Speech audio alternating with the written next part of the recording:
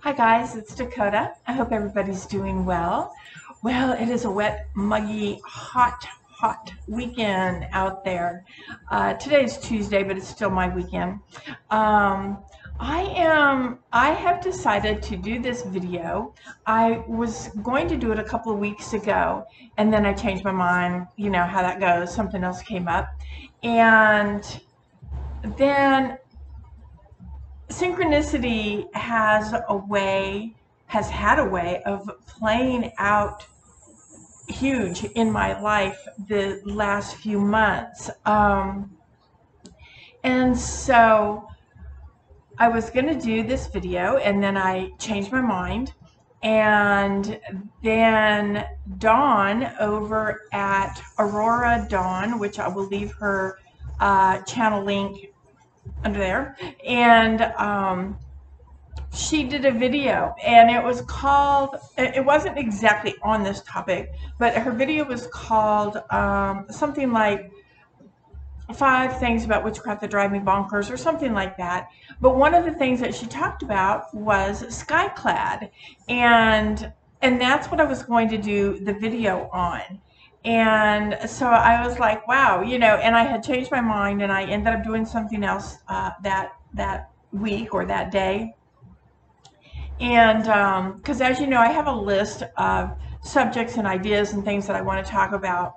Well, actually today I was going to do I was going to show you, do like a show and tell, not show you things, show you a product that I use, that I make, and just FYI, and if you wanted, you know, to do it, or just to see how I do it or whatever. Anyway, but because it's so yucky outside, I mean, it's kind of raining off and on, and I just didn't feel like hauling all my stuff out here to the cottage and then be, you know, caught in a storm. And you know, so anyway, looking through all my ideas and everything, I decided that hey, you know what? I'm going to do the video on Skyclad. Today would be the first, you know, would be the best day because, well, it is hot out there. No, I'm not showing you anything. All right. So for those of you that may not know what Skyclad is, that is when you practice your craft, whether it is ritual solitary alone, or in a coven, or in a group. And some people like to, and it's completely naked. And some people like to actually do their magic, you know, do spell work and stuff, Skyclad. So what I wanted to talk about is just my opinion, my thoughts, how I feel about it, and just throw that out. And because it's always good to have other people's opinions and ideas and thoughts on the subjects, all subjects, and it just gives you a better understanding and more knowledge, in my opinion. So, all right, so, well, Skyclad kind of, I don't know, came about, if you will, in the witch community with by Gerald Gardner, who is known as the father of witchcraft. And I think it was 1954 when he had written a book, and that came out. And, you know, at that point, you know, in the early 1950s is when people really kind of started coming out of the closet a little bit more, and a little more, I mean, everybody was still very quiet about practicing witchcraft. Not everybody, but a good majority was. Because I think the last person, I don't remember their name, but but it was in the 1940s that the last person who got accused of witchcraft actually got arrested for it. And but anyway, so then it started being practiced a little more openly. Well, Gerald Gardner was a nudist. Now, what I'm going to tell you is based on books and articles and things that I have read. There are documentaries out there, but like with any book and with any opinion, there's always going to be controversy, and there's going to be people's, yes, he did, no, he didn't, how do you know, you weren't there, There's always going to be those, okay? There's always going to be those opinions out there, and they're going to throw references and all of that. And I would tell you, read them. I would tell you, research those references, because ultimately you want to base your opinion on your own research, your facts, and what I'm doing, and that's exactly what I did. But I'm going to share with you some experience that I've had with it. Now, that being said, not all covens practice Skyclad. I think, and I am not Gardnerian, and I am not Alexandrian, and I am not a few of the other traditions that I've heard of out there that do practice Skyclad within their group. That doesn't mean all Alexandrians or all Gardnerians, because I do happen to know a couple from each of the groups. Some do and some don't. So I think it's entirely upon the coven. I think traditionally, with maybe Alexandrian, I think traditionally it is Skyclad.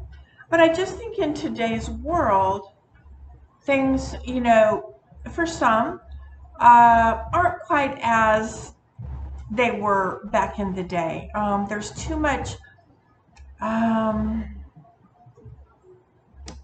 controversy with it amongst coven members and people outside of the coven who've heard. And I've heard of people and covens being looked into by the the legal police and different resources out there for different things like abuse and sexual predators and things like that within the coven. So I think in today's world, some of the covens that do traditionally practice may or may not. I just don't know, because I'm not part of them. It's only hearsay. It's only hearsay from a few people that I know personally, and some things that I've read. So I do want to make that disclaimer that I am in no way any expert. And I will tell you this: I have never ever Skyclad within a group or coven setting. I never have. That is not to say that I wouldn't. So I have Skyclad on my own, in the privacy of my own home, in the privacy of my own room, and I have Skyclad outdoors. So probably about, I'm going to say somewhere about 15 years ago was the first time that I got brave enough to Skyclad outside. It was a dark moon, actually, and I was alone, and meaning there was no one home. And I had wanted to do this ritual as part of my devotion to deity and to my practice and all of that. And I had read a little bit about Skyclad and what it was all about, because when I was just starting out, years and years and years ago, I did read and was concerned about things that I had heard about Skyclad and the orgies, and that's what it was all about, and just all of this stuff. And so I really didn't want to be part of that, but I educated myself, and the more resources that I looked at, the more knowledge I got, the more people I talked to, the more understanding of it I got. And so on this dark moon, I had decided that I was all alone, and I am in an area where I could do that. without neighbors looking over the fence and all of that. And I decided to do it. Now, first of all, it took a lot of guts because those of you that know me, and I've talked about it on my videos before, I am a true arachnophobia, arachnophobia. I have severe arachnophobia to where, I have considered going to therapy because I have jumped out of cars. I have literally, pushed people out of my way. It's an unrealistic fear, and I understand that, and I'm not going to get all into that. But I'm afraid to go to therapy because I'm afraid they're going to make me hold a spider or something. And so that thought, like, I need therapy just for that, to go to therapy to get over the arachnophobia. I don't know. But anyway, so there was that. Okay, there was that. I was terrified of being outside in the dark with my spider phobe. So, but I just I asked for protection and from the gods and the universe and Mother Earth and from the spiders themselves. Like, please keep your distance. I have no idea what I said, but I did a little blessing of myself and just asking for favor for, to keep them at bay. And so anyway, that was something that I had to overcome. Well, so I went out and I had my ritual robe on, and while I set up my ritual space, I did keep my robe on. And when I got ready to do my ritual, I dropped my robe. And at that moment, it was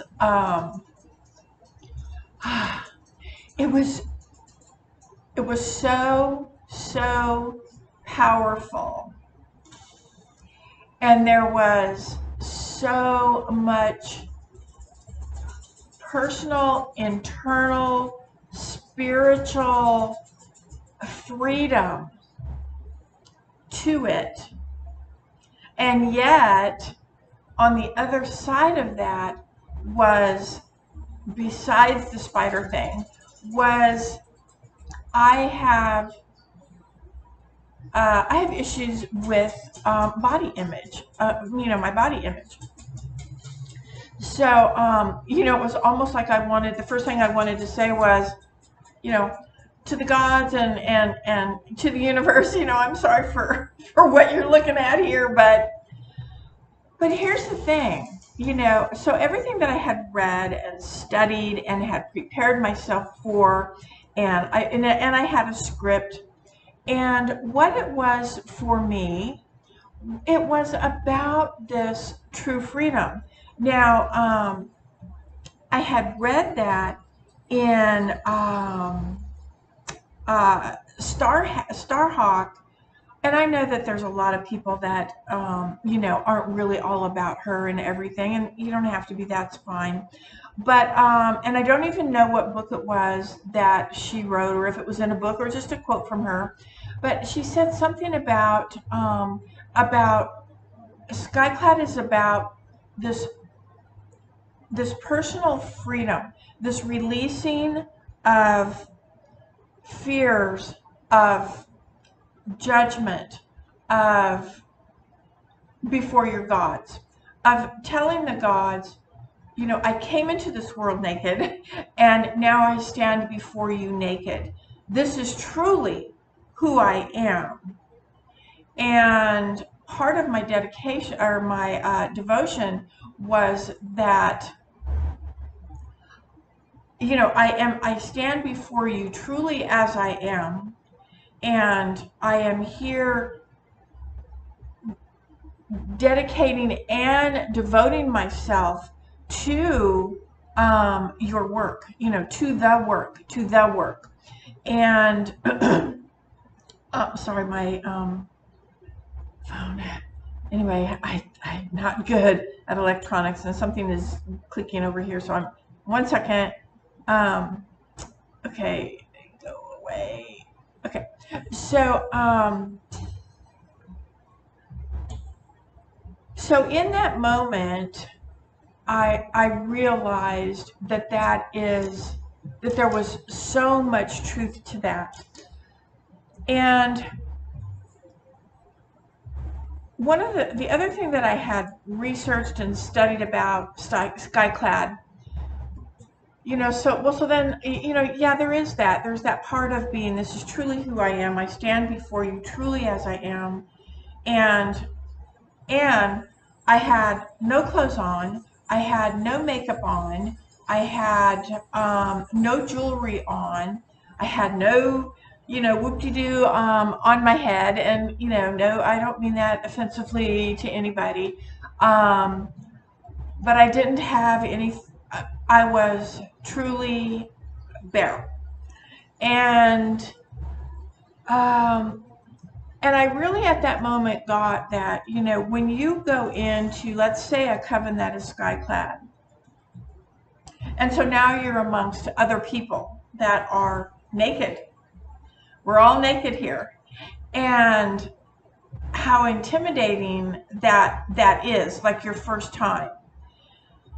How intimidating that must be. But at the same time, if everyone is their true self, you have to go in there, and the saying perfect love and perfect trust, I don't buy that 100%. I'll have perfect love and perfect trust in my gods, period. Like that is it. That is it. So when it comes to others, I don't have perfect love or perfect trust. I just don't, because we are human, and people are vindictive. People have agendas. People have jealousies and envies and all of these things. We do. We have them. We work very hard to rid ourselves of them. But the bottom line is we do.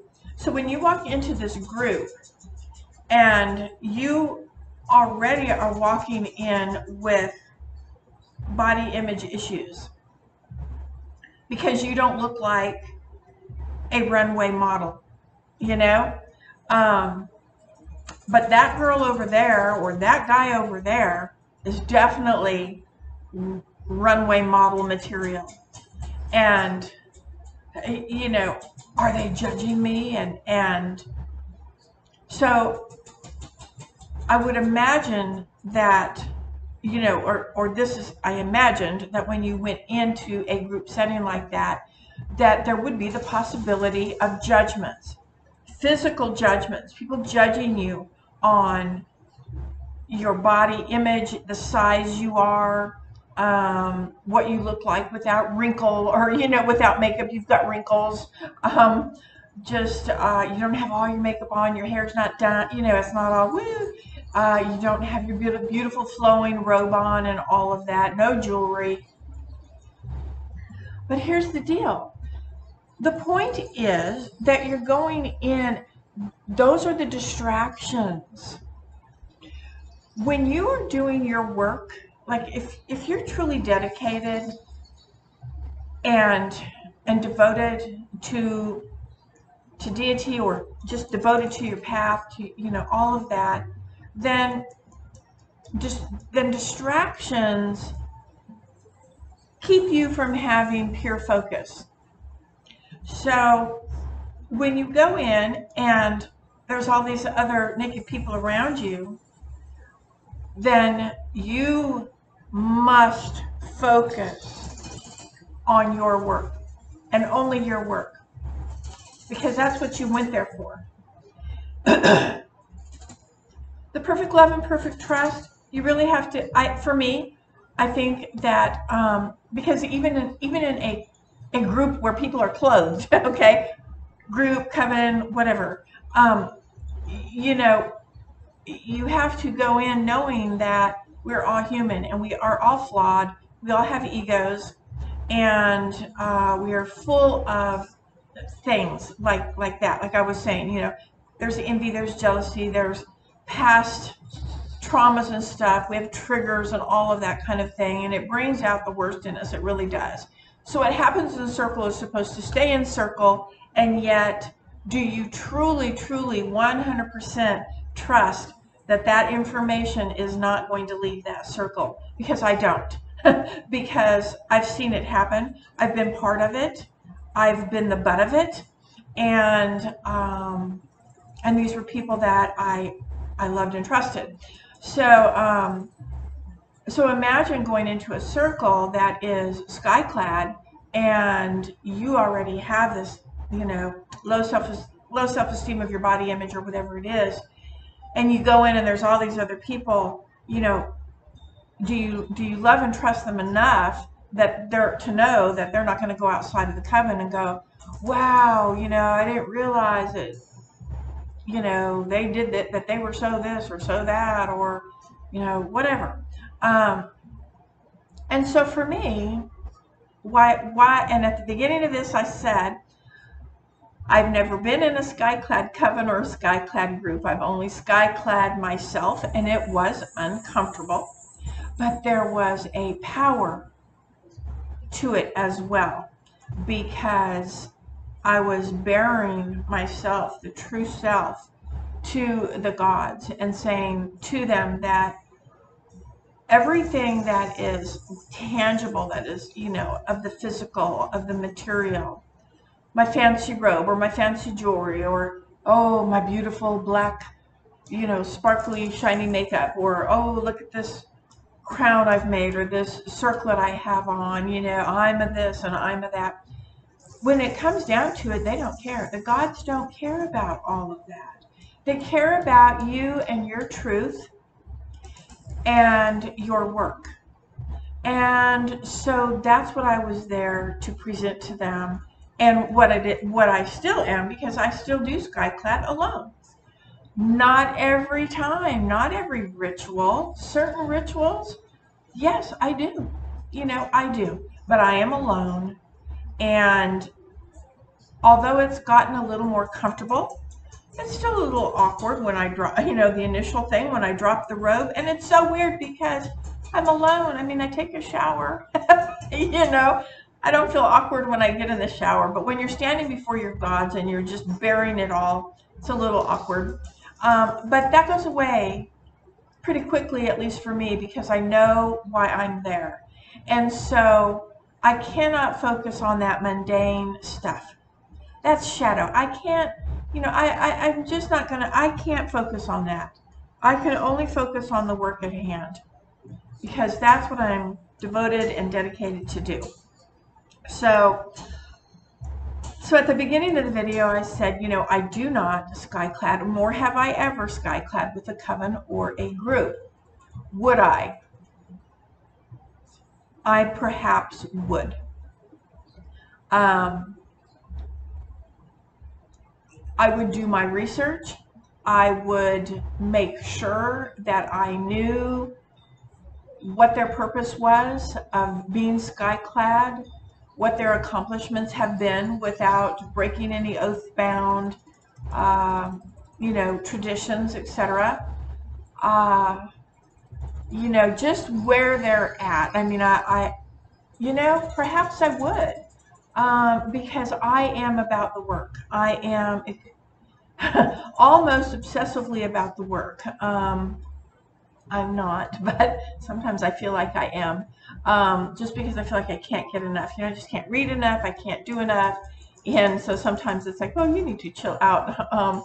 But yeah, you know, I think that that I just might. And it would have to be, though, it would definitely have to be the right group, who has the right intention, and they would not be able to just say, oh yeah, we have great intention, you know, we're there to do this. Because of that perfect love and perfect trust thing, you can't just tell me that and I'm going to go, oh cool, I'm in. No, I would want to, I would have to do some research and, you know, a little bit of history checking on that group, and as much as I could without, you know, and if they're oath-bound, you're not going to find that information. So I would really have to look into it and see what they're all about, and yeah, I would consider it. You know, I would consider it. because I think that much about my work. And I know that a lot of times just doing rituals, not only with rituals with my classes that we do, which are fully dressed, by the way. We are fully clothed. We do not Skyclad. But just with my classes, with covens, with groups, um, a lot of times you get sidetracked with maybe what somebody is wearing, um, and you know, uh, they have on too much cologne, or those types of things, um, and it takes your attention away from what you should be doing. And we've talked a little bit about on previous videos about altars, and how this altar here behind me, that's not really, I mean, it is an altar, and I do cleanse it regularly because I use it here to show you things when I'm doing things for video. It isn't truly my workspace for my spell work. So, and so it has a lot of stuff on it for me. My altar, my devotional altar, has only the things that I need, which is simple. Maybe at Sabbath, or, well, not like I don't truly the only Sabbath that I do any kind of decorating, and I don't decorate my altar. I do not decorate my devotional altar like with pumpkins, say Samhain, with pumpkins, or anything that isn't already on my altar doesn't go on my altar just because it's Samhain or because it's summer solstice or whatever. Now, I may give an offering. Summer solstice, maybe I give an offering of a sunflower. Maybe at Samhain there is an offering of a pomegranate, or maybe there is an offering of a pumpkin, one of the little mini pumpkins that I'm going to be, giving as an offering, but it's not to decorate my altar, if that makes sense. So I don't have all the hoopla. I don't have all the crystals, and I don't put all my herbs on there and all the oils on there and all of my tools on there. If I'm going to be doing cakes and ale for a specific thing, then of course my chalice will be on there, and a dish or a bowl for the cakes, whatever it is, will be on there. But I just don't decorate with all the hoopla, because for me it takes away my focus of why I'm there. I'm like, ooh, that's a pretty, ooh, look at that, ooh, I love that, that's pretty. And that's fantastic. Not saying that it isn't. I love it. But it isn't how I work, if that makes sense. So anyway, so simplicity for me works really well. So how more simplistic can you get than to be sky-clad in front of your gods? Because I know for me, they don't care if I have all the glitz and glamour on. They don't care about my jewelry, my nail polish, my long, pointy, witchy nails. They don't care if I have a robe on. I mean, they just don't care. I'm clean, I'm showered, I've taken my sacred bath, and now I'm ready to present myself. So that's my feelings on Skyclad, and I hope you enjoyed it. And again, those are just my ideas. That is how I feel about it. That's it. I hope you guys enjoyed it, and we'll see you next time. Bye, guys.